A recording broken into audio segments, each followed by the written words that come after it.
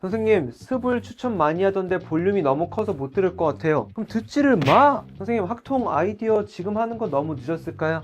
늦었다고 생각할 때가 진짜 늦었고. 선생님, 수원 수투에서 버릴 단원 있나요? 넌 이거 맞아. 말이 돼? 아니, 뭘 어디를 버려. 아니, 말이 되냐고, 진짜. 너 누구야, 이거. 너는 한 대 더 맞아야 돼, 진짜. 제가 진짜로 이렇게 질문을 많이 받는데 이거 왜 오늘 가져왔냐면 마음이 아파. 본인이 4등급, 5등급이에요. 내가 지금 하고 있는 공부가 맞나? 이런 어떤 의구심이 들 거라고. 거기다가 이제 내신 휴강, 뭐 내신 대비 맞춰가지고 멀짓을 많이 하는 기간이죠. 이거 했다가 갈아타고 저거 했다가 갈아타고 책은 몇 권씩 쌓이고 막 이런 어떤 시기라고. 그래서 오늘 제가 그 기준을 조금 이 질문들을 통해서 잡아줄 테니까 이 총 맞기 싫으면 오늘 좀 잘 보셔요. 알았지? 선생님, 아이디어랑 같이 기생집 푸는 게 좋을까요? 아직 기출을 한 번도 안 봐서. 너이씨 진짜? 아니 어떻게 기출을 한 번도 안 봤어. 안 봤다 보니까 아이디어랑 기생집을 같이 풀고 싶은 거야. 병행하는 거. 보통 이 병행이라는 것은 급해서 하게 돼. 급해서. 노 그러면 안 된다고. 이 병행은 어떤 용도로 해야 되냐면 내가 듣는 이 수업에 대해서 내가 충분히 복습을 했어. 내 것이 됐어. 선생님의 방법을 충분히 체화했어. 그때 해야 된다고.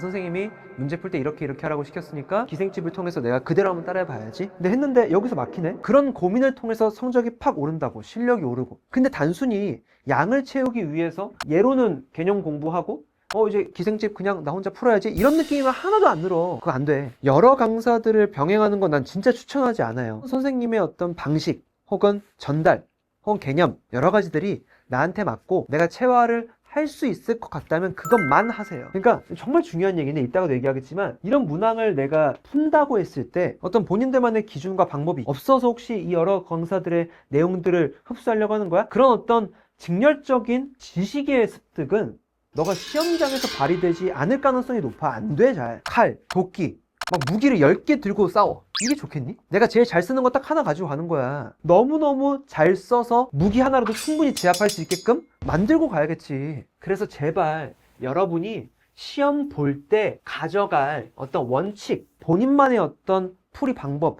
이 한 가지를 제대로 가져가는 게 훨씬 중요하다고요. 이런 태도와 원칙을 갖고 풀 거야. 평가원이 얘기하는 문제풀이 방식대로 풀 거야. 이런 것들, 너만의 어떤 원칙과 도구 딱 하나만 가지고 가야 된다고. 선생님, 기출 뽑아서 시간 재서 푸는 거 괜찮지 않어?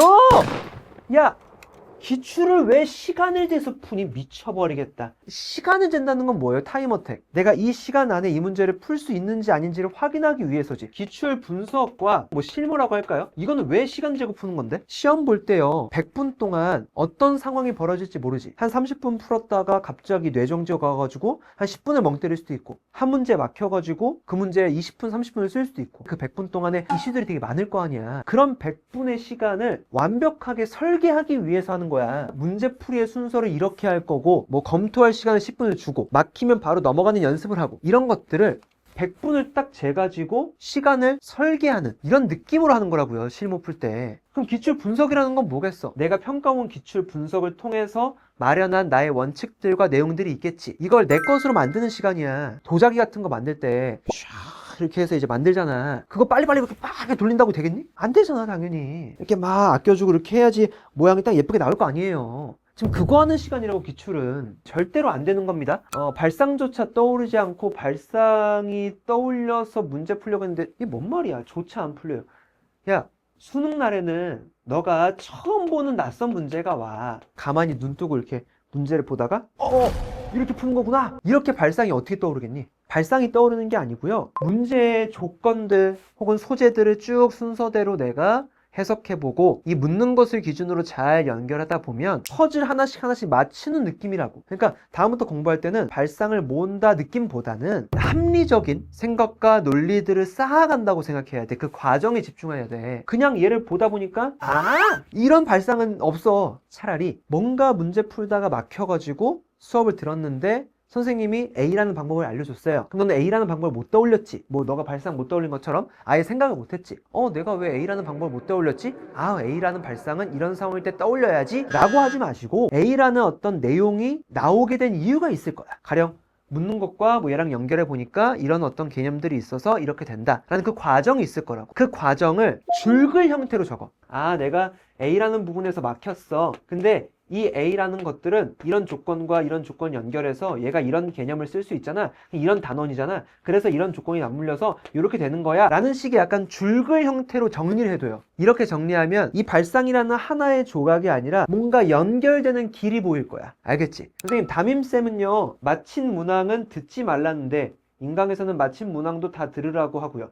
당연히 해야죠. 너는 A라는 방법을 가지고 B, C, D 이렇게 풀었을 수도 있잖아. 근데 강사분은 A, B, B 프라임, C 프라임, C, D 이렇게 될 수도 있잖아. 그럼 너는 답을 내긴 냈지만 논리에 비약이 있던 거죠. 이 두 단계만큼. 그럼 이거 배워야죠. 물론 완벽하게 잘 풀었을 수도 있어. 그럼 뭐 모르잖아. 그러니까 이 과정에 부족함이 있다면 꼭 정리하세요. 알았지? 전 문항 다 듣고 해. 해야 돼. 이 복습 철저히 한다고 했으니까 제가 하나만 얘기할게요. 강의를 듣고 복습을 한다 라고 했을 때 어떤 느낌이 좀 들어야 되냐면 5등급, 6등급 친구가 물어보는 거야. 자꾸. 야, 이거 왜 그런 거야? 왜 그런 거야? 뭔데? 그 물음에 모두 답이 될 만큼 자세하게 써내면 돼. 이 친구 봐봐요. 이 문제를 풀기 위해서 구하는 건 뭐 소재, 조건 다 번호 붙여서 끊어놓고 내가 문제를 어떻게 풀지 설계까지 해놓고 쭉 써내려가. 한글이 많죠. 숫자가 아니라.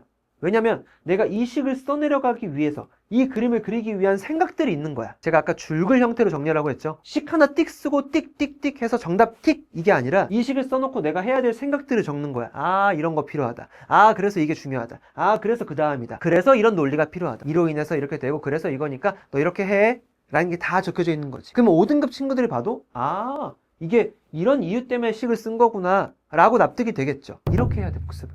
그래야 정말 수능날에 생전 처음 보는 문제가 나오더라도 풀 수 있을 만한 그 과정이 완벽해지게 돼요. 되게 하찮아 보이는 도끼 하나일지 몰라도 얘가 매우 연마돼 있고 단단하고 모든 적을 물리칠 수 있을 만한 무기가 된다고. 그거 하나면 되지. 여기서 또 하나 팁을 더 드리면 아까 오답에 대한 얘기했잖아. 줄글 형태로 정리하라고 할 때. 그래서 어떻게 하시면 되냐면 쌤, 저 A 부분 막혔어요. 근데 선생님이 A 부분에 대한 해결책은 이렇다고 알려주셨어요 라고 하는 내용들 적으라고 했잖아요. 그래서 반드시 막힌 부분을 디테일하게 적어요. 본인이 이 상태에서 어떤 생각을 했는지, 강사분과 어떤 부분이 달랐는지, 나는 이 생각을 무슨 근거로 했는지 등등을 적어요. 줄글 형태로 일기 쓰듯이. 그러면 선생님이 해결책을 알려주겠죠.